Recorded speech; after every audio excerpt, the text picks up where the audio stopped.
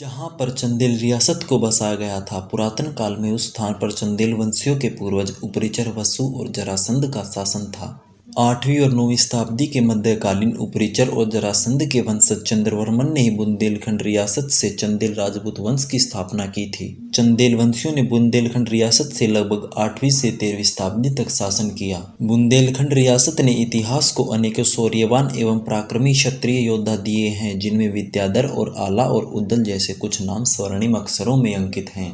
विद्याधर का जन्म लगभग 1003 ईस्वी में हुआ था और उनके पिता का नाम विजयपाला था। मात्र 15 वर्ष की आयु में ही विद्याधर राजगद्दी पर विराजमान हो गए थे। विद्याधर के शासनकाल में चंदेल वंश अपने चरम पर पहुंच चुका था।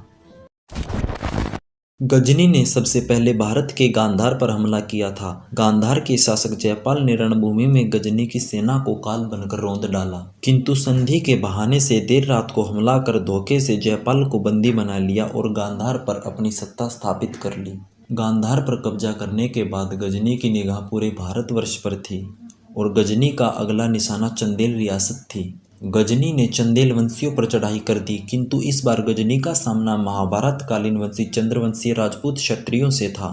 युद्ध से पहले गजनी ने अपने सेनापति अहमद के हाथ एक संदेश भेजा कि या तो विद्याधर इस्लाम कबूल ले या फिर युद्ध भूमि में हमसे युद्ध के लिए तैयार रहे।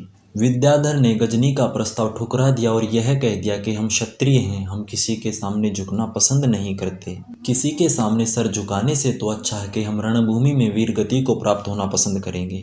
और कुछ समय पश्चात ही दोनों सेनाओं का रणभूमि में आमना सामना हो जाता है। गजनी के पास उस काल की 1 लाख की सेना थी और विद्याधर के पास केवल 10,000 की सेना थी।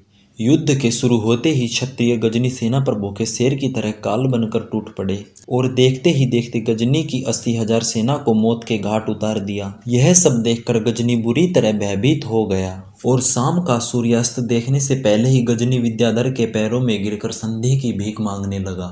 गांधार और सिंध से सटे पंजाब की जिन रियासतों को गजनी ने धोखे से अपने कब्जे में लिया था, संधि के तौर पर विद्याधर को सभी दे देता है।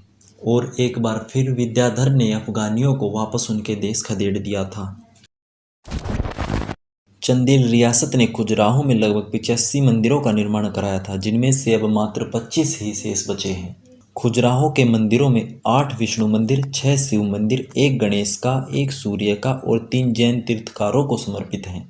कंदोरिया का महादेव मंदिर विद्याधर के शासनकाल में ही बनाया गया था, जो कि सभी मंदिरों में सबसे बड़ा